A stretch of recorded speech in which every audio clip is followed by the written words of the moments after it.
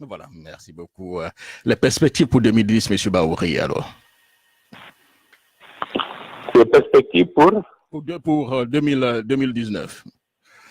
Comment vous voyez pour l'année 2010. 2019? C'est juste l'année avant donc les élections présidentielles, comme vous la voyez. Bon, 2019 va être impacté par la manière dont 2018 a été conduite. Parce que vous savez que durant l'année 2018, il y a eu des élections communales qui ont permis de montrer à la face du monde et aux yeux de la majorité des Guinéens la nature d'une certaine classe politique qui préfère ses désirs au détriment de la loi. Ce qui fait que des élections communales qui ont eu lieu le 4 février 2018, jusqu'à présent, les élus ne sont pas installés sur l'ensemble du territoire. Et un autre point extrêmement important de ce processus communal, à savoir l'installation des chefs de quartier et des présidents de district, cette partie n'est même pas entamée. Or, ces deux dispositions, chef de quartier et président de district, jouent un rôle extrêmement important dans l'organisation des processus électoraux en République de Guinée. Donc, le mandat des députés a expiré. La Cour constitutionnelle a autorisé le président de la République à décréter la prolongation du mandat jusqu'à ce que les prochaines élections législatives aient lieu. Donc, vous voyez que de cascade en cascade, l'agenda normal du processus politique a été complètement bouleversé par le fait que ces élections communales ont été très mal gérées par trois acteurs principaux: le ministre de l'administration du territoire, les tenants de cette opposition dite républicaine et les tenants de la mouvance à travers des accords et des arrangements qui ont, dans une certaine mesure, bloqué le processus politique. Donc, 2019, dans ce contexte, qui aurait dû être une année électorale pour les législatives, risque d'être tendu de par cette incertitude.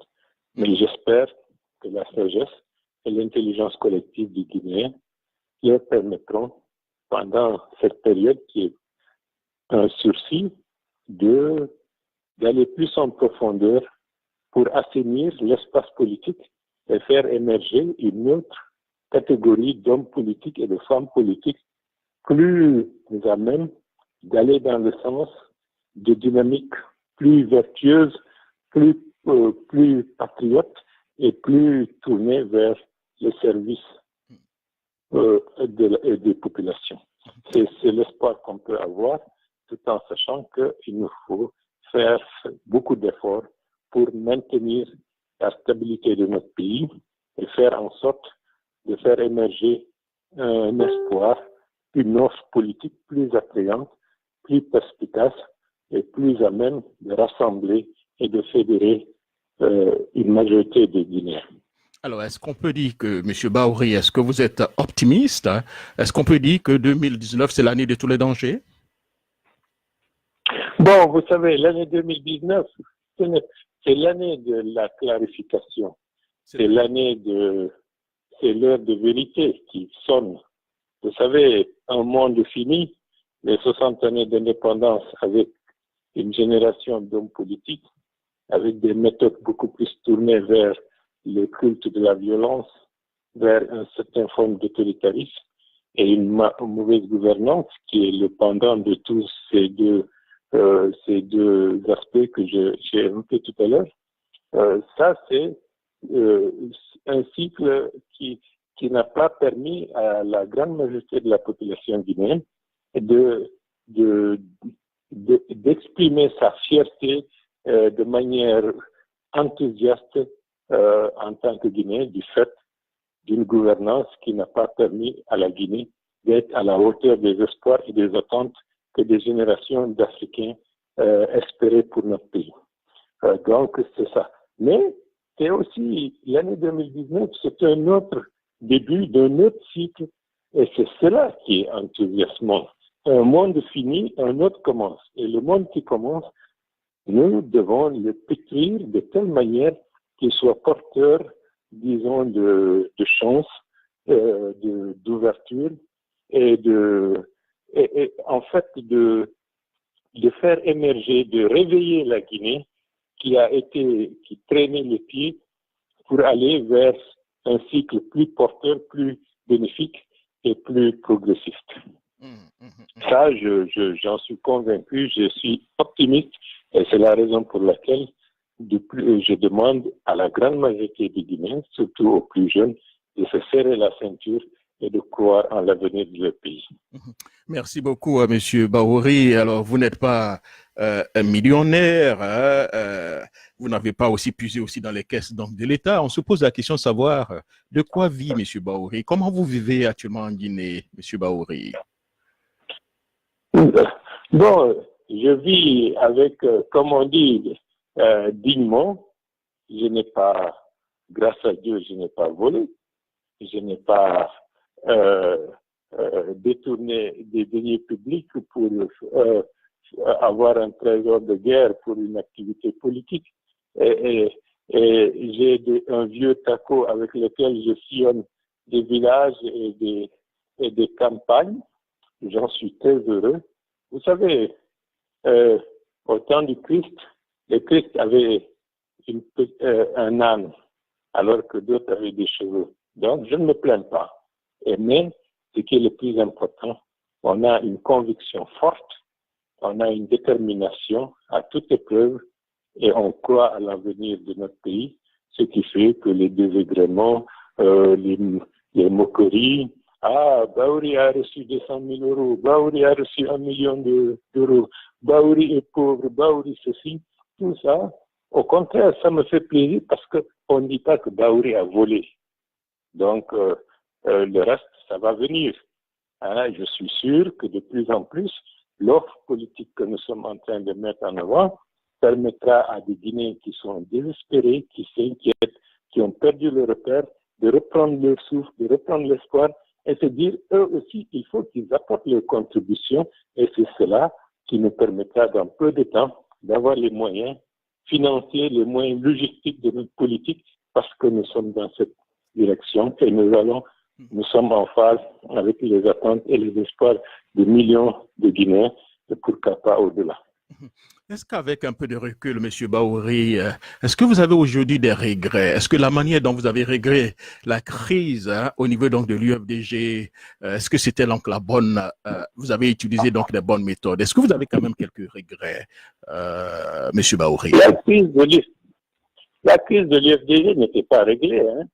Au contraire, c'était une étape. Il y a des gens qui ont cru que lorsqu'on s'est retrouvé à Dakar, c'était la résolution d'une crise. J'étais exilé. Beaucoup de mes proches qui étaient à l'intérieur du pays étaient marginalisés au sein des structures.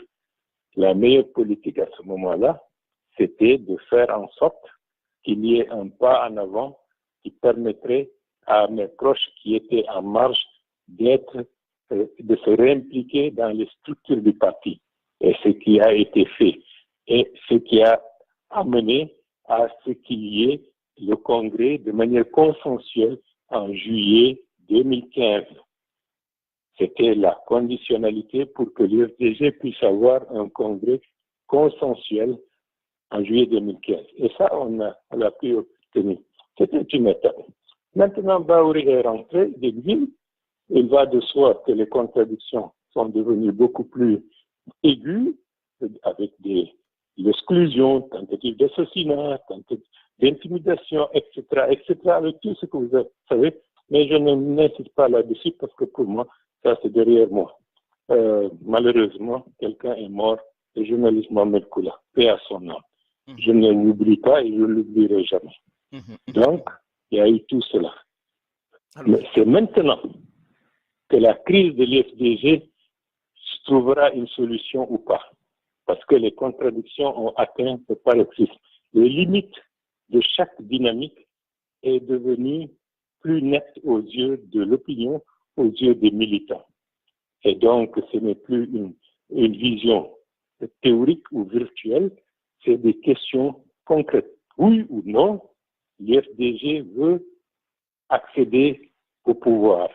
Oui ou non, les années antérieures, est-ce que ces années ont permis à l'IFDG d'avancer ou tout au contraire à l'IFDG de perdre son identité, de perdre ses valeurs, de perdre son image? Donc, ce sont des questions qui ont amené et qui amènent beaucoup de militants aujourd'hui à se dire qu'il faut que Bahouri revienne dans le parti. Et ça ne fait pas plaisir aux tenants de ceux qui ont opté pour l'exclusion de Bahouri à un moment donné. Donc, c'est maintenant que la crise va être réglée. Et je pense que nous sommes tous à l'intérieur du pays, les démarches politiques et les dynamiques sont en cours et vous allez vous rendre compte que maintenant que l'FDG va sortir de cette phase parce que la crise sera résolue d'une manière ou d'une autre. Vous semblez être optimiste. Sur quoi vous basez, sur quoi se fonde votre optimisme? Et aussi, le dossier se trouve aujourd'hui encore à la justice. Vous avez eu dans un premier temps gain de cause. Où en êtes-vous avec le dossier à la justice?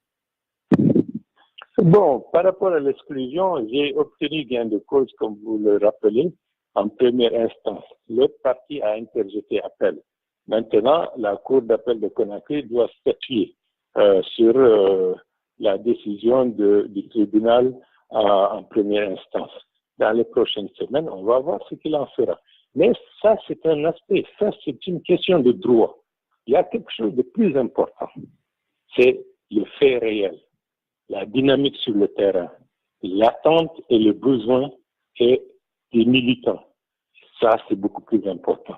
Et je suis dans une dynamique de reconquête de leadership au niveau de l'IFDG. Et d'ailleurs, ce n'est même pas seulement au niveau de l'IFDG, je suis dans une dynamique de conquête de leadership national dans ce pays. Donc, la question de l'IFDG est une question importante, certes, mais qui est une question accessoire par rapport à la dynamique de conquête de leadership national en Guinée par ce que nous sommes en train de faire. Alors, quand vous parlez de la dynamique sur le terrain, à quoi faites-vous allusion? Et ensuite, vous n'excluez pas aujourd'hui de vous asseoir autour d'une table avec M. Dalein pour régler un peu vos différends. Alors que de l'autre côté, M. Dalein avait été assez catégorique. Il a dit que M. Bahouri et moi, c'est impossible. Voilà, il dit de rester dans le même camp, de rester, si vous voulez, dans la même maison. Bien. Pourquoi? La première question, les Guinéens sont désespérés, les Guinéens sont inquiets, les Guinéens ont perdu confiance en cette classe politique qui ne leur a pas apporté ni la sécurité, ni la sérénité, ni l'unité, ni, disons, la prospérité. Donc, les Guinéens sont dans une phase, disons, comment on appelle ça, ils sont désabusés. Ils sont enclins à une sorte même de fatalité. Il faut les sortir de cette torpeur.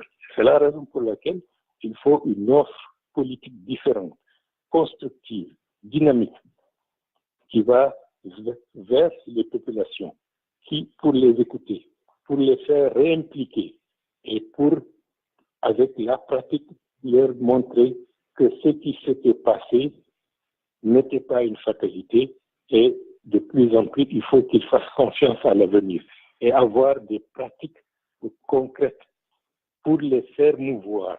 Et ça demande une meilleure organisation, des politiques dans différents domaines pour faire évoluer les choses et les transformer maintenant, sans pour autant dire, lorsque je serai au pouvoir, je ferai ceci, je ferai cela.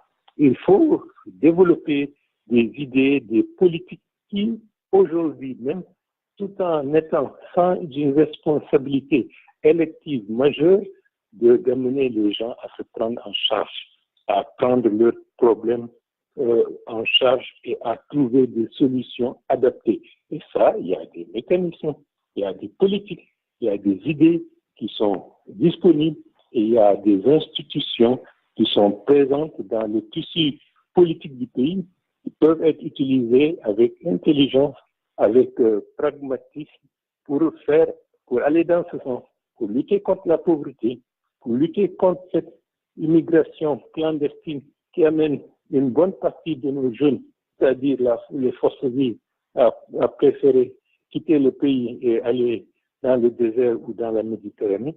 Il y a des politiques qui peuvent être mises en place.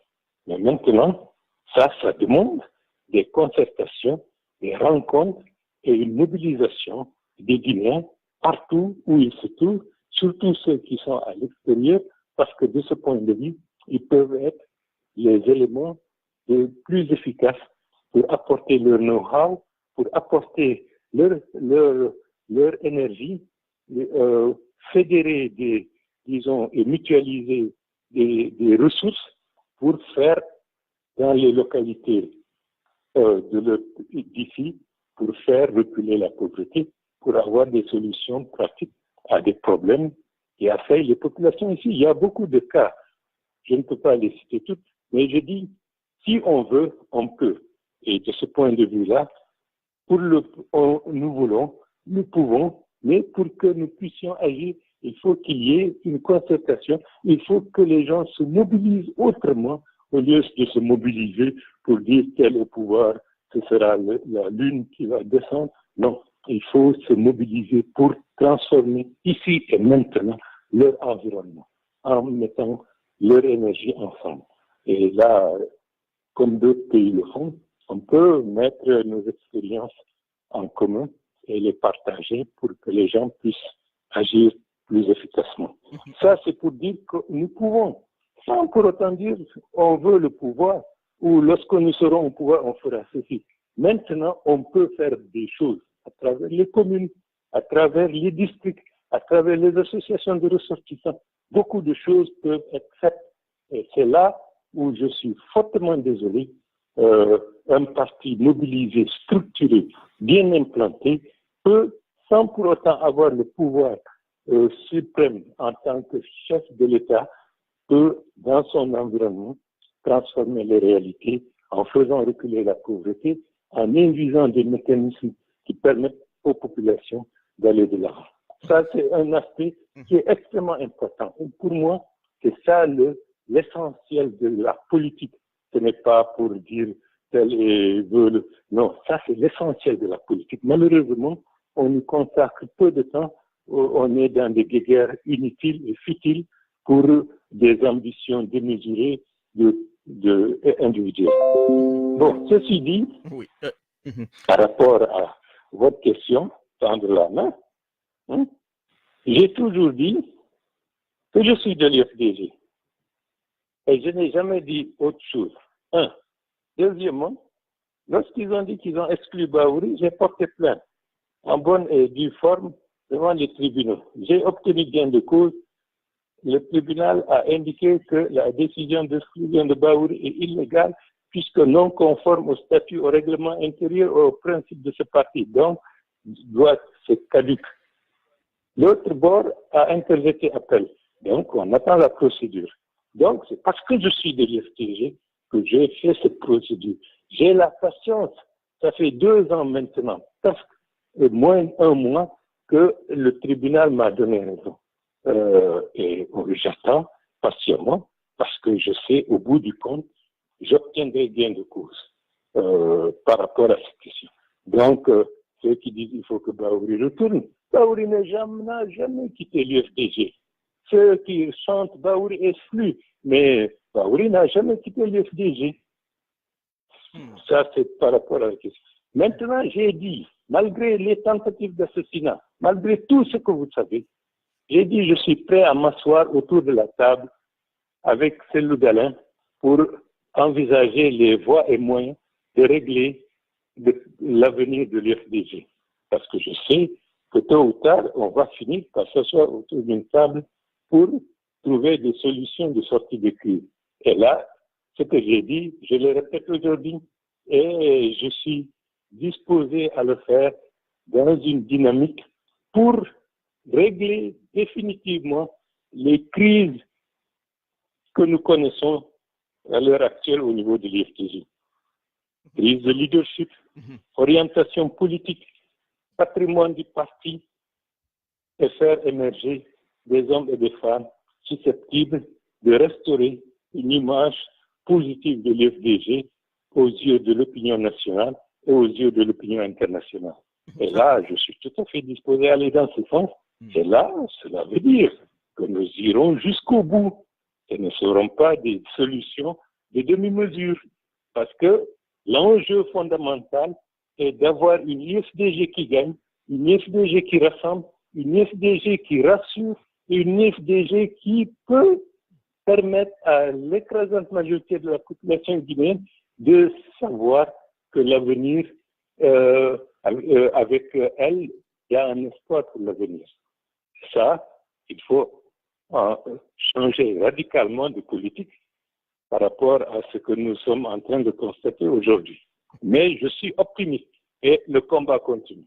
Et le combat continue, M. Bahouri. Alors, vos détracteurs disent que M. Bahouri est idéaliste, il doit être assez réaliste. Il a créé un mouvement qui apparemment marche bien, et l'UFDG aussi marche bien. M. Bahouri devait beaucoup plus transformer ce mouvement en parti politique que de chercher encore à revenir donc à l'UFDG. Alors, que répondez-vous à ça, Bahouri? Oh, mais ils ont dit que la page de Bahouri est tournée. Ils n'ont qu'à s'occuper de leurs affaires. La page, selon eux, de Bahouri est tournée. Donc, laissez Bahouri faire ce qu'il a à faire. Mais j'ai dit, et je répète, l'UFDG est mon parti. Et l'UFDG, nous allons transformer l'UFDG pour en faire une institution démocratique solide, viable, pour faire de la Guinée un État et une nation démocratique. Voilà qui est assez clair. Alors. C'est ça l'enjeu. Ce n'est pas seulement venir occuper des postes. Non, nous voulons un instrument politique qui va faire de la Guinée une nation démocratique. Et c'est la raison pour laquelle, fondamentalement, nous nous battons pour que l'UFDG ait une identité démocratique avérée, c'est-à-dire les défauts, les mentalités staliniennes et fascisantes qui ont cours, ethnocentristes qui ont cours dans ce parti, nous sommes en train de le combattre et une nouvelle identité est en train d'émerger dans la douleur, bien entendu, pour faire de l'UFDG qui va naître de cette procédure et d'épreuve une FDG réellement démocratique, réellement forte, réellement tournée vers l'avenir et le progrès. Vous savez que l'ANC a connu des périodes aussi plus ou moins analogues. Avant, l'ANC était un mouvement presque bourgeois. Il a fallu que Nelson Mandela secoue le cocotier. Ils ont été rejetés, condamnés par d'autres responsables de l'ANC, mais c'est par la suite que leur combat a pris plus de relief et qu'ils ont pu avoir une majorité dominante au niveau de l'ANC. Il en va de même aujourd'hui au niveau de l'UFDG. Certains qui ont une mentalité tournée vers le passé veulent ficeler ce parti dans le passé. Nous voulons que l'UFDG aille vers le futur, le lendemain, et donc il faut que cette question soit tranchée. Et c'est la raison pour laquelle le combat politique est en train de mener à une cette apprêtée. Mais c'est tout à fait logique, c'est tout à fait normal, et c'est dans le processus normal de l'histoire de l'institution IFDG qui deviendra dans peu de temps une véritable institution démocratique où le premier responsable saura qu'il n'est pas là et qu'il n'est pas maître du patrimoine de ce parti. Il ne peut pas considérer le parti comme sa chose privée et personnelle, mais c'est un instrument de rassemblement d'hommes et de femmes de toutes les régions et de toutes les ethnies qui se retrouvent à travers un idéal démocratique, un idéal national, du patriotisme et une volonté d'ancrer la Guinée dans une dynamique de meilleure gouvernance pour le tirer hors de l'eau et rattraper notre retard. Et c'est ça mon espoir et je suis sûr que nous parviendrons à cela. Alors, tout à l'heure, M. Bahouri, par rapport à la non-organisation des élections législatives. Vous avez semblé mettre dos à dos le parti au pouvoir et puis donc l'opposition. Hein. Est-ce qu'il n'appartenait pas donc au parti au pouvoir, au président Alpha Condé, de faire respecter la Constitution en organisant donc les élections à temps? Nous nous rendons compte que M. Bahouri, c'est devenu quelque chose de banal actuellement en Guinée où on n'organise pas du tout les élections donc à temps. La seule élection qui a pu être organisée à temps, c'est donc les élections présidentielles. Comment vous expliquez un peu cela, M. Bahouri? Vous savez, il y a une génération, il y a des hommes et des femmes politiques qui ont été moulés dans le PDG, qui ont grandi dans le PUP, ils ont obtenu des responsabilités et ils se sont répartis par la suite, par notre faute, entre guillemets, entre parenthèses du moins, dans l'opposition et la mouvance à la suite des élections du processus politique 2008, 2009, 2010 et consorts. Et ceux-là se rendent compte que leur mentalité du passé, ils veulent que la Guinée reste telle que leur vision politique la présente du moins. Alors que la Guinée, fondamentalement, a besoin de changement, a besoin de dynamisme. Et comme ils ont constaté qu'il y a une pousse forte au niveau de la base, à travers les jeunes, à travers les forces sociales de manière diffuse, ils ont peur. Donc, il faut freiner des deux pieds pour empêcher que le flot du changement ne les jette définitivement. Ils ont fait des lois à leur mesure pour mettre en place des oligarchies politiques à travers le code électoral, à travers des accords dits politiques. Et ils sont allés tellement loin dans cette dynamique jusqu'à ce qu'ils se sont piégés. Ils sont deux, principalement, ceux qui se disent opposition républicaine et la mouvance, avec la bénédiction, bien entendu, du ministre de l'administration du territoire. Et c'est ça qui a amené au blocage actuel que nous constatons. Voilà. Alors, je vous suis pratiquement. Alors, M. Bahouri, revenons donc par rapport à la prorogation donc, du mandat donc, des députés. Aujourd'hui, il y a un parti, disons un groupe au niveau de l'UFDG qui n'est pas du tout d'accord par rapport donc, à la prorogation donc, du mandat, mais la grande majorité semble y aller. Qu'aurait fait donc le président Bahouri? Est-ce que M. Bahouri aurait donné son feu vert pour que les députés puissent siéger aujourd'hui à l'Assemblée nationale? Moi, à la tête de l'UFDG, si on était dans cette dynamique, on ne serait même pas dans cette phase d'accord, d'arrangement. On aurait exigé le respect de l'autorité de la loi dès le début et la Guinée aurait évolué autrement. Comment vous Malheureusement, avec ce que nous avons constaté, la Guinée a reculé dans beaucoup d'aspects avec la culture de la violence, le renforcement d'une vision néo-patrimoniale au niveau de sa classe politique, avec Bahouri à la tête de l'UFDG, les choses allaient être totalement différentes. On serait nettement en avance dans le cadre du processus politique et du processus économique. Mais qu'auriez-vous fait concrètement, M. Bahouri, pour imposer l'organisation des élections? La question ne se poserait même pas puisque les élections se feraient à date et correctement. Vous savez que dans un pays, il y a deux pouvoirs. Le pouvoir officiel qui dirige et le contre-pouvoir. Si les contre-pouvoirs sont peu efficaces, il va de soi, ça impacte le pouvoir qui a la responsabilité. Les contre-pouvoirs efficaces amènent de gré ou de force de pouvoir à faire preuve de plus de doigté et d'intelligence pour son action. Mais les contre-pouvoirs peu efficaces génèrent, avec des pouvoirs également peu efficaces, ça entraîne, dans une certaine mesure, ce que nous sommes en train de déplorer. Mais avec Bahouri, les contre-pouvoirs, c'est-à-dire l'opposition, auraient été beaucoup plus constructifs, beaucoup plus efficaces, et nous ne serons pas dans cette perpétuel retournement de situation de crise, de violence, d'assassinat, etc. on serait à une autre échelle.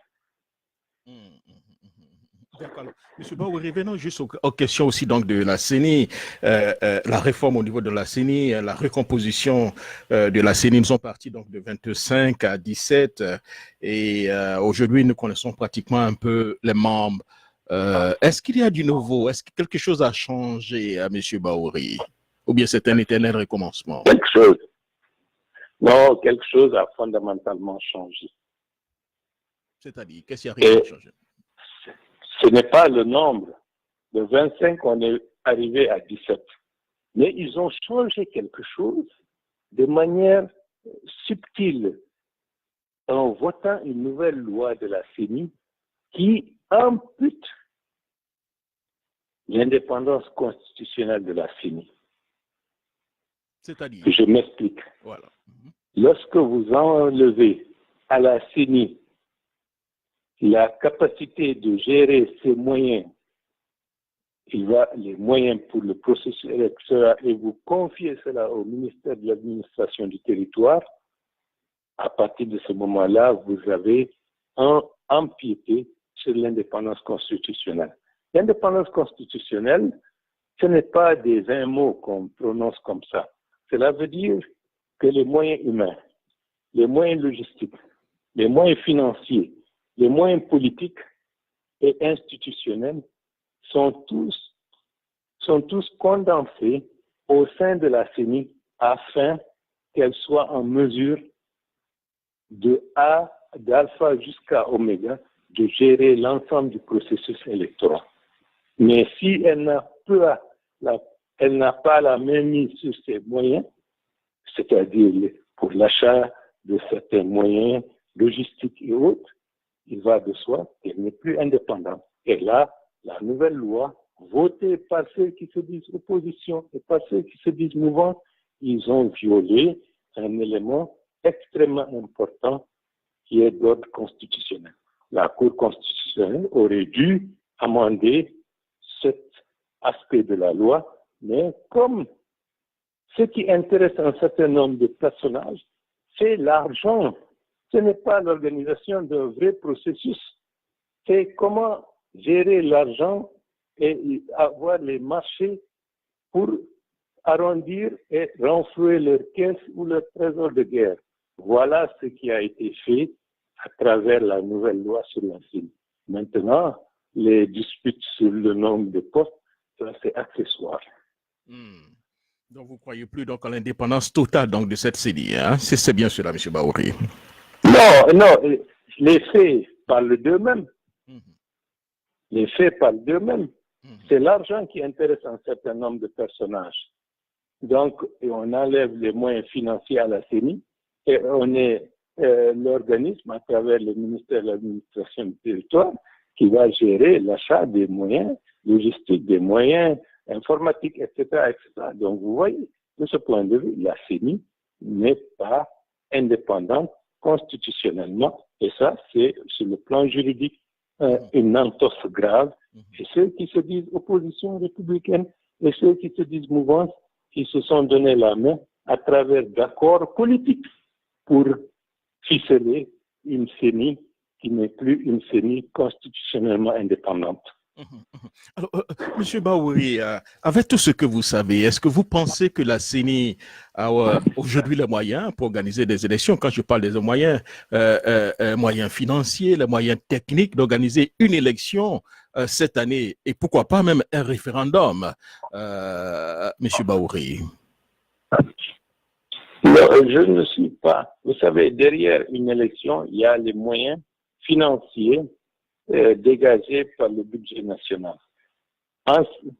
La loi de finances 2019, à moins que nous soyons myopes pour ne pas avoir vu les montants qui sont affectés pour l'organisation des élections législatives, il n'y a pas eu des moyens financiers, disons, affectés à l'organisation d'élections législatives de manière nette et claire dans le cadre du budget 2019. Donc, voilà un problème. Cela veut dire que 2019, n'a pas prévu l'organisation des élections législatives. Il se pourrait, comme vous le savez, qu'il puisse y avoir un budget rectificatif qui permettrait de redéployer certains montants à l'organisation d'élections législatives. Mais ça, c'est des questions d'opportunités politiques et autres. Mais de manière nette et claire, le budget 2019 n'a pas prévu le financement d'élections législatives.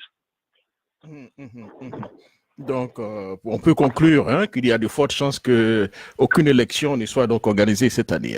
Alors, Monsieur Bahouri, je vais vous poser une question. Vous avez répondu à Maître, ou bien vous n'avez pas répondu à Maître à plusieurs reprises, quelle que soit la question que vous êtes posée du côté donc de Conakry, mais vous n'avez pas du tout répondu par rapport à un troisième mandat éventuel donc de Monsieur Alpha Condé. Vous avez été toujours clair en disant pour le moment, il ne s'est pas encore prononcé, donc vous préférez ne rien dire. Mais au vu de ce qui se passe avec les informations dont nous disposons, M. Alassane Dramane Ouattara, que beaucoup de personnes pensaient que c'était un démocrate, qu'il allait respecter la Constitution, a plus ou moins déjà annoncé qu'il sera candidat. Quand on lit donc la lettre de continent et puis le célèbre journal Bloomberg, M. Alassane Dramane Ouattara serait prêt pour un troisième mandat. On sent aussi M. Alpha Condé rejoindre donc M. Alassane Dramane Ouattara. Que ferez-vous aujourd'hui si M. Alpha Condé annonce soit un référendum pour modifier la Constitution pour aller à un troisième mandat ou bien une tentative d'un troisième mandat? Que ferez-vous? Bien. Il faut restituer les choses telles qu'elles sont. J'ai entendu le président Ouattara dire à haute et intelligible voix, avec toute la solennité requise, qu'il faut préparer, il faut céder la place pour une nouvelle génération politique, en faisant nettement entendre qu'il n'est pas pour un troisième mandat. Ça, c'est ce qui a été dit en toute solennité par le président Ouattara devant des millions de téléspectateurs ivoiriens. Je pense que c'est un homme qui fait preuve de dignité et de courage et qui ne va pas se dédire au gré de certains intérêts conjoncturels que certains journaux par-ci par-là peuvent avancer. C'est un politicien. Avez-vous confiance aux politiciens africains, M. Bahouri? C'est un politicien. Non, non, vous savez, l'homme politique, le monde a changé. L'homme politique ne peut pas se permettre de faire ce que bon lui semble. Il y a une opinion publique, il y a une opinion qui est là, il y a une nouvelle génération qui est très connectée, très exigeante, qui ne va pas accepter, disons, d'être dans un environnement où elle manque de lisibilité et de visibilité de son environnement et de son avenir. Donc, il faut faire attention. L'Afrique d'hier et l'Afrique d'aujourd'hui est différente. Faisons confiance aux nouvelles générations et ne présageons pas que ces générations seront aussi fatalistes que leurs aînés. Les choses ont changé. Donc, méfions-nous et faisons attention. Ça, c'est ce que je peux dire. Je pense que le président Ouattara, du fait de ce qu'il a dit, malgré des sirènes qui pourraient l'amener à pousser à se dédire, je pense que la stabilité de la Côte d'Ivoire conseille de ne pas aller dans je vous annonce que la lettre du en ce qui concerne la Guinée, vous savez, il y a une mentalité prédatrice de certaines élites guinéennes qui sont là. Toujours, ils sont à côté des chefs pour leur chanter des louanges et pour leur mentir. C'est comme ça que le président Lansana Conté, alors qu'il était déjà fatigué et malade, ils l'ont poussé à une révision constitutionnelle pour un mandat supplémentaire qui a été une catastrophe nationale, avec tout ce que ça a occasionné. Et jusqu'à présent, la Guinée n'a pas pu totalement se relever du fait de cette catastrophe. La colonne vertébrale a été cassée. Et ce sont les mêmes aussi qui sont là pour chanter « Ah, la Constitution n'a pas été adoptée par référendum, donc elle n'est pas valable. » Mais un texte de loi, ils oublient même que la Révolution française, comment l'Assemblée constituante a été mise en place. Vraiment. Donc, c'est les mêmes types de personnes qui sont là à côté des chefs, qui veulent maintenir le privilège, en suçant la population, en dilapidant ses ressources. Ils sont toujours en train de pousser les premiers responsables à se maintenir au-delà du temps requis, au-delà des mandats constitutionnellement indiqués. Et ça, ce sont des gens. Nous avons manqué de vigilance.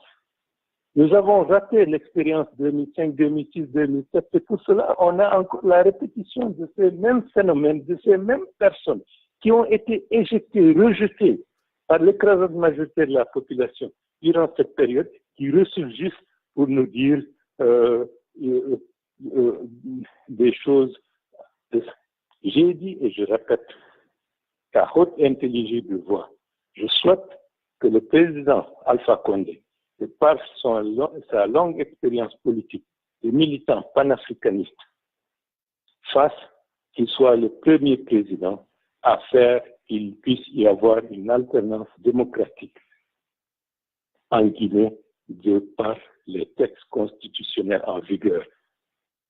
En allant dans cette direction, il rendra un éminent service et son nom restera gravé dans l'histoire de ce pays comme étant le père de la démocratie en Guinée. Et ça, c'est quelque chose qui est extrêmement important. On peut construire des usines, on peut construire des barrages, d'autres peuvent venir et faire encore mieux. Mais lorsque vous engagez votre pays dans une voie qui est positive, vertueuse, de manière nette et claire, votre nom restera à jamais dans l'histoire de ce pays. Alors, M. Baouri, je vous annonce que M. Alpha Condé et M. Alassane Dramane Ouattara iront pour un troisième mandat. Voilà. Mais là, ça, c'est un autre débat. Nous y reviendrons un peu plus tard, M. Baouri, puisqu'on n'a pas... Vous savez, Jacques Roger, vous savez, les textes constitutionnels, bon, en Côte d'Ivoire, il y a un aspect constitutionnel qui est particulier. Mais c'est la même chose que le président Ouad a eu. Et il faut sortir par la grande porte au moment où tout le monde vous applaudit. Il faut faire comme l'entraîneur Zidane. Il a quitté le Real de Madrid au sommet de sa gloire. C'est ça qu'il faut essayer de faire. Il ne faut pas sortir au crépuscule, sinon vous risquez de tout gâcher. C'est extrêmement important de saisir le moment historique et de savoir comment il faut faire pour laisser son nom dans l'histoire de son pays. Vous n'avez parfaitement raison, mais malheureusement, beaucoup de politiciens, chefs d'État africains n'ont pas la sagesse que vous avez, M. Baouri. Et c'est pourquoi nous avons beaucoup de difficultés, malheureusement, donc en Afrique. Voilà. Alors, M. Baouri, on va aller rapidement du côté... Non, il y a deux Afriques. De ce point de vue, bémol, Jacques Roger. Le président Abdulaziz de Mauritanie a dit clairement qu'il n'est pas pour un troisième mandat. Le président Issoufou du Niger est également dans cette disposition d'esprit, respect de la Constitution. L'Afrique de l'Ouest, de ce point de vue, est marquée de plus en plus par le respect des règles constitutionnelles en vigueur. Et ça, c'est une force au niveau de l'Afrique de l'Ouest. En Afrique centrale, les choses évoluent autrement. Espérons que le processus démocratique pourra se renforcer avec les nouveaux changements qui sont en train de s'opérer en RDC. Mais l'Afrique de l'Ouest, de par une certaine histoire, est beaucoup plus en avance dans le cadre du respect des règles constitutionnelles en vigueur. Voilà, merci, M. Baouri. Et puis, n'oublions pas aussi une chose. L'Afrique de l'Ouest également est une zone, sur le plan sécuritaire, exposée. Donc, ne rien faire qui pourrait accentuer la déstabilisation de nos États. Et ça, c'est une responsabilité qui incombe aussi aux premiers dirigeants qui doivent agir de telle manière que la stabilité de leur pays et la pérennité de cette stabilité soient la règle d'or. Alors, je vous sens un peu optimiste. Je ne sais pas sur quoi vous vous fondez pour être aussi optimiste, M. Bahouri. Mais voilà, mais vous maîtrisez mieux la situation au niveau donc de Conakry que moi. Mais je vous promets, M. Bahouri, je suis prêt à parier avec vous que Alassane Dramane Ouattara et M. Alpha Condé iront pour un troisième mandat. Voilà. Je n'ai pas dit qu'ils vont l'avoir, mais ils vont tenter d'aller pour un troisième mandat. C'est aussi clair. Alors, nous allons aller rapidement du côté d'Indiana avec mon co-host, M. Mohamed Sy, pour ces questions. Mohamed, vous avez donc M. Bahouri en ligne. Allez-y. Oui, Jacques, bonsoir à vous. Bonsoir à M. Ba. Encore, bonsoir. Merci pour le temps que vous prenez pour échanger avec la diaspora guinéenne à l'écoute. Toujours éloquent, toujours très posé et très subtil dans les réponses qu'il donne à certaines questions. Je voudrais demander à M. Ba, nous avions constaté cette dernière semaine que vous étiez en réunion de travail, si je peux le dire ainsi, avec certains leaders politiques ou leurs représentants. Je ne sais pas, est-ce que c'était en vue de quoi? De créer un mouvement politique, une alliance politique ou quoi? Si les débats ont abouti, est-ce qu'on peut avoir des informations sur ça? Sinon, qu'est-ce qui coince? Parce que nous avions constaté qu'il y avait M. Bahouri, il y avait Sidia Touré, le représentant du PDEN, etc., etc. Ça, c'est ma première question, M. Ba. Merci. Donc, c'était une réunion préliminaire qui a pour objectif de rassembler des forces pour permettre la mise en place d'un cadre d'échange politique pour envisager de faire la politique autrement dans notre pays. Donc, faire la politique autrement, cela veut dire qu'il faut déjà penser à faire émerger un socle de valeurs sur lequel il y aurait un accord de tous pour que demain, quelle que soit la force politique qui aura en charge la responsabilité du pays, que les autres forces n'aient aucune crainte par rapport à leur sécurité, par rapport au respect des droits et par rapport à une vision pluraliste de la démocratie qu'il faudra renforcer et approfondir. Donc, c'est ça. Demain se prépare à partir d'aujourd'hui. Nous avons vu ces derniers temps un climat de violence exacerbé par certains tenants politiques. Nous ne souhaitons pas que demain, que la situation dégénère au risque de mettre la stabilité de notre pays en péril. Donc, il faut déjà rassembler des forces pour en discuter, pour créer ce minimum d'accord et pour aller ensemble, pour renforcer le socle de valeurs, tel que je l'ai dit tout à l'heure, et pour créer une dynamique pour qu'il y ait un pacte nouveau avec la population sur les valeurs, sur la manière de concevoir la démocratie. C'est cela l'objectif. C'était une réunion préliminaire, à mon avis, qui pourrait aller au-delà des forces politiques en prenant en compte les forces sociales et les partisans aussi bien de la mouvance que de l'opposition dite républicaine, si on veut. Parce que nous sommes à la fin d'un cycle politique. Nous sommes à la fin d'un cycle politique.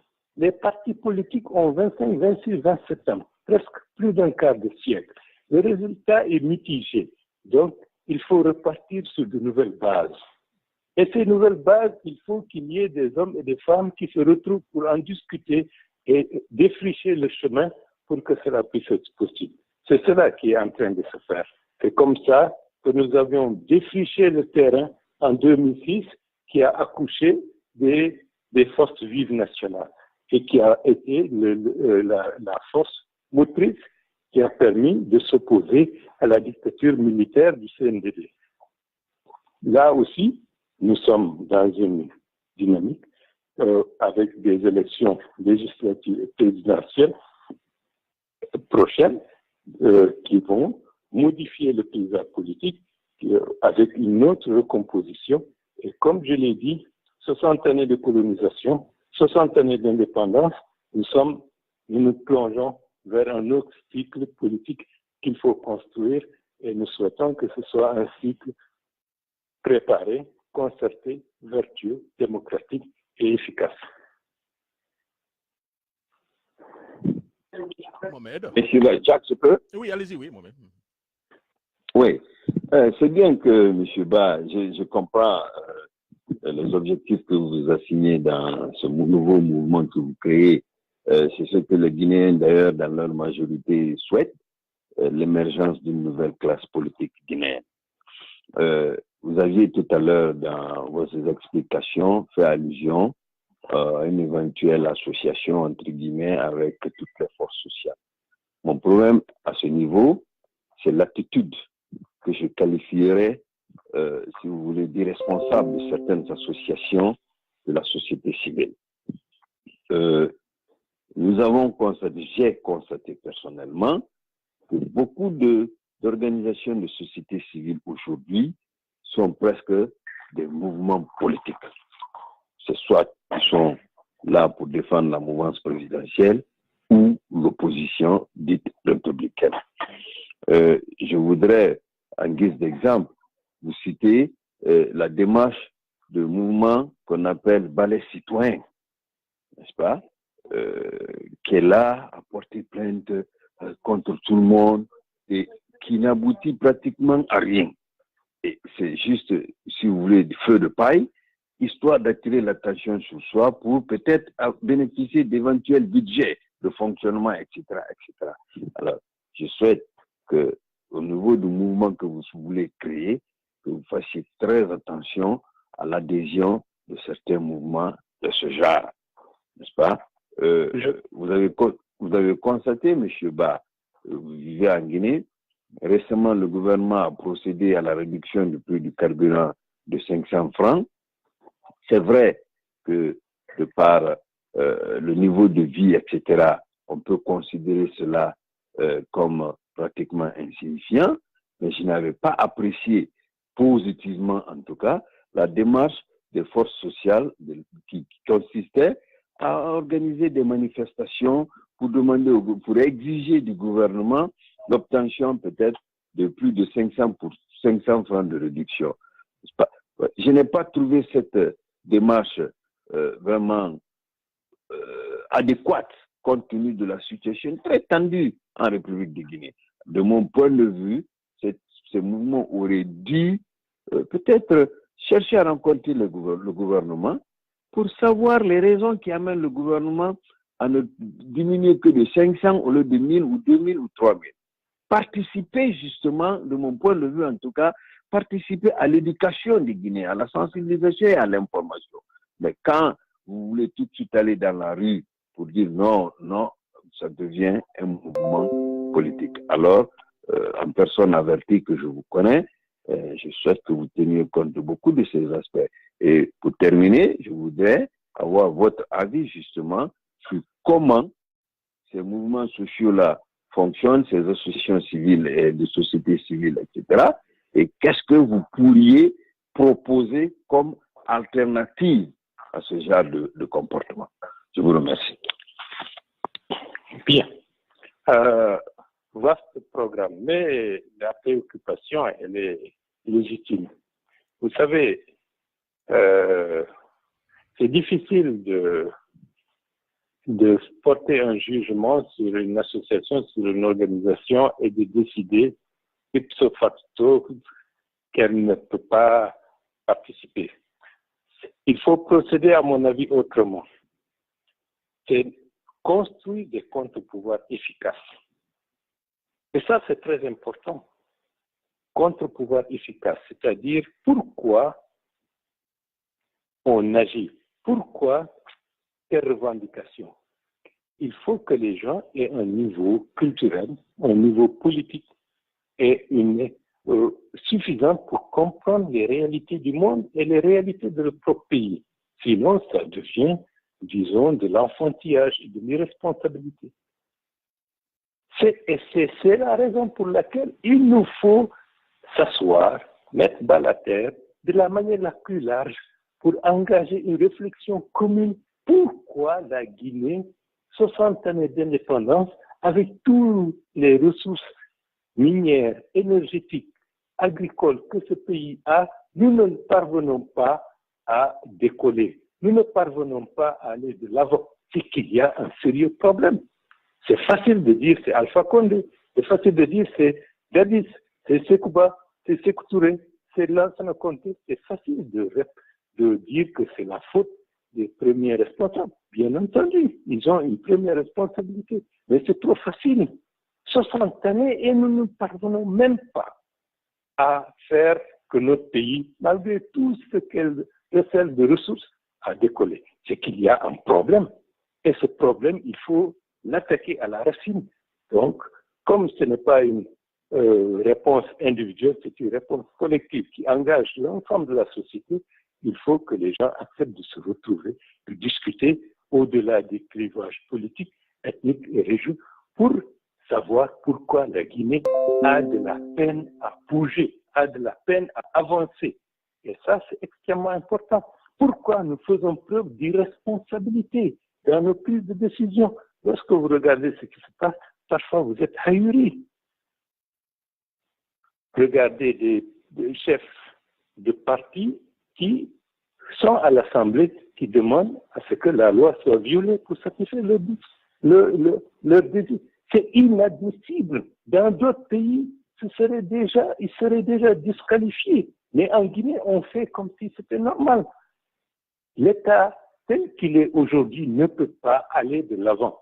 Et l'État et le système ont généré des pratiques du type patrimonial. Chacun cherche à brouter là où il est attaché. Donc, la course au poste, plus de postes pour brouter comme la chèvre est attachée à tel poste. Elle broute à ce niveau-là, comme le disait le président Lansana Conté. Et avec ça, on ne crée pas de la richesse. On a une mentalité rentière, prédatrice, qui enfonce la Guinée. Regardez, le budget du Sénégal est 3 à 4 fois supérieur au budget de la Guinée. Cela veut dire que la capacité de l'État sénégalais est 4 fois supérieure à la capacité de l'État guinéen pour répondre aux besoins de ses populations. En Côte d'Ivoire, c'est 7 fois la capacité le budget ivoirien, c'est 7 fois le budget guinéen. Donc, la capacité de ces États et la capacité de notre État, c'est sans commune mesure, alors que nous avons des ressources plus importantes que ces pays. Donc, il ne faut pas que les gens croient que la solution, elle est simpliste.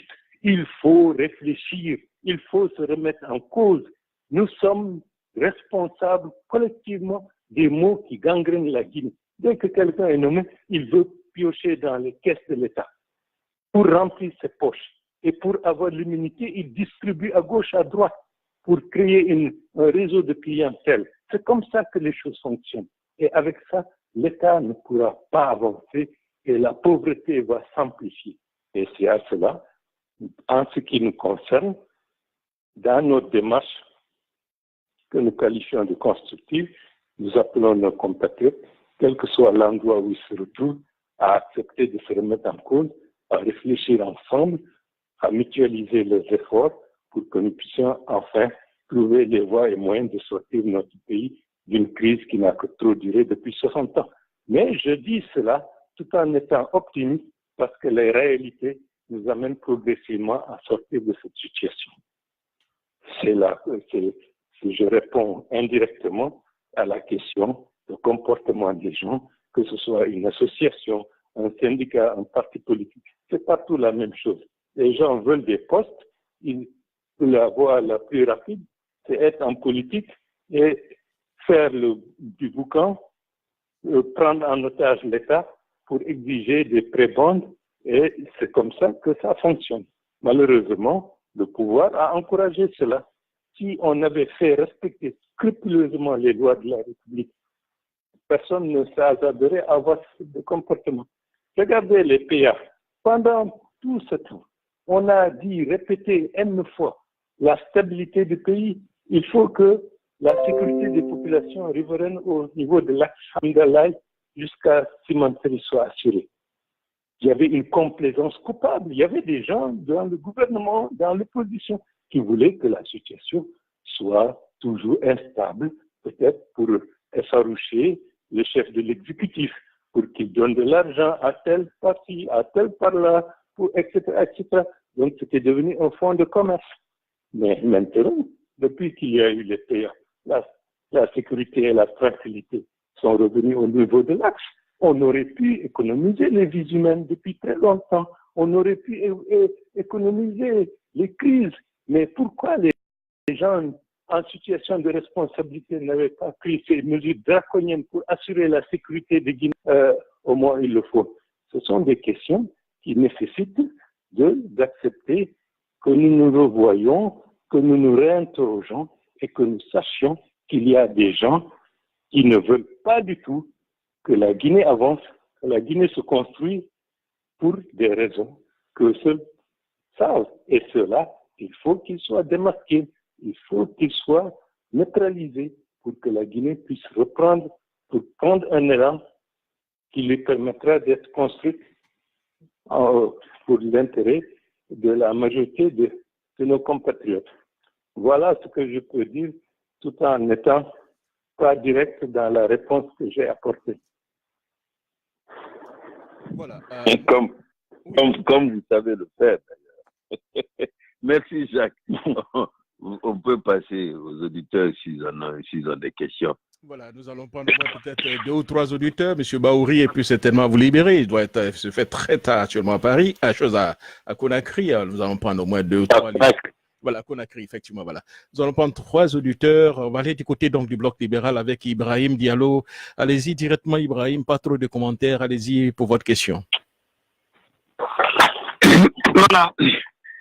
Merci, Monsieur Jacolier. Bonsoir, Monsieur Baouri. Bonsoir à tous les éditeurs.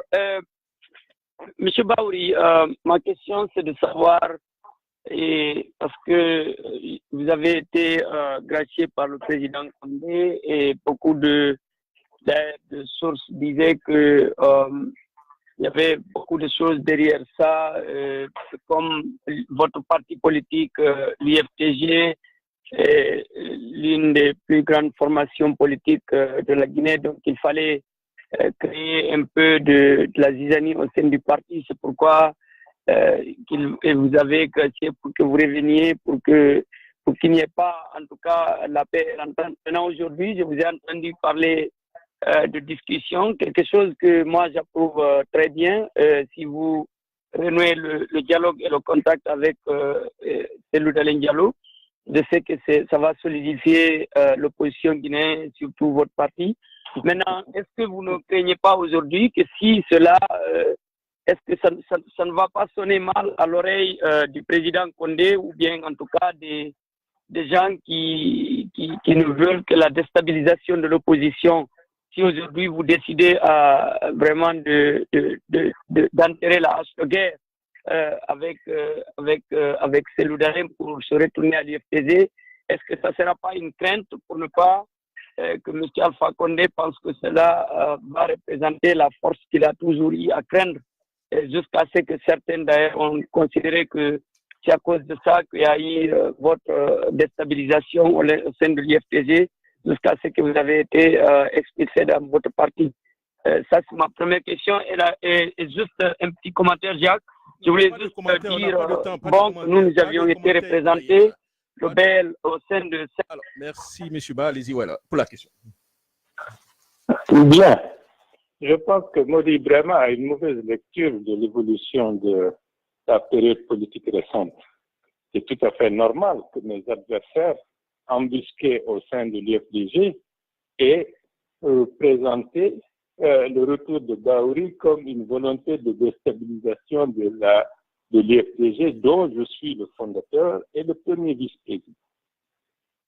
Et donc, heureusement que j'ai pu retourner en Guinée, sain et sauf, après 5 années d'exil. Et aujourd'hui, 24 janvier 2019, c'est le 3e anniversaire de mon retour d'exil.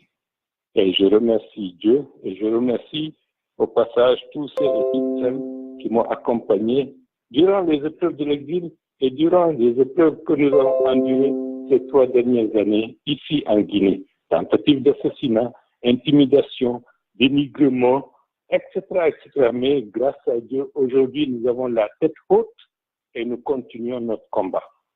Donc, les développements que Modi Brahma a fait tout à l'heure ne sont pas des développements qui sont en concordance avec la réalité des choses, mais qui vont dans le sens des tenants, disons, d'une opposition systématique à Baouri.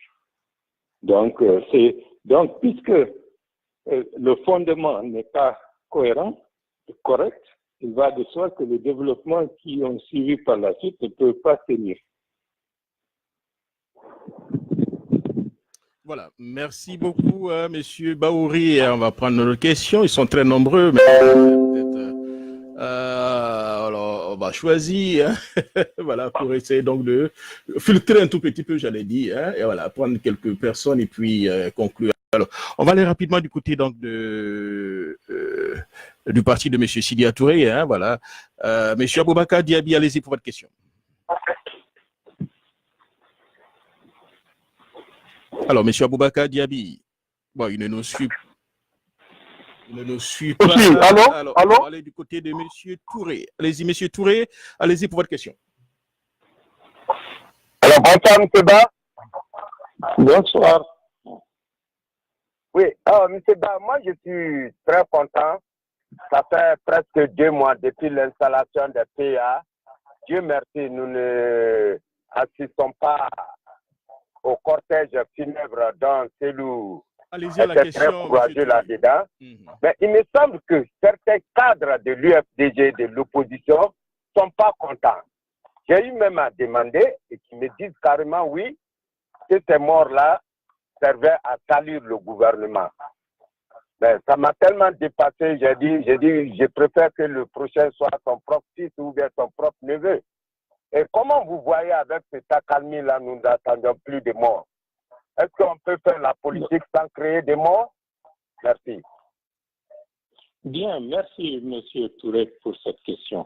Moi, je suis venu en politique très jeune parce que j'ai vu nos compatriotes souffrir, se cacher pour traverser des frontières et mourir.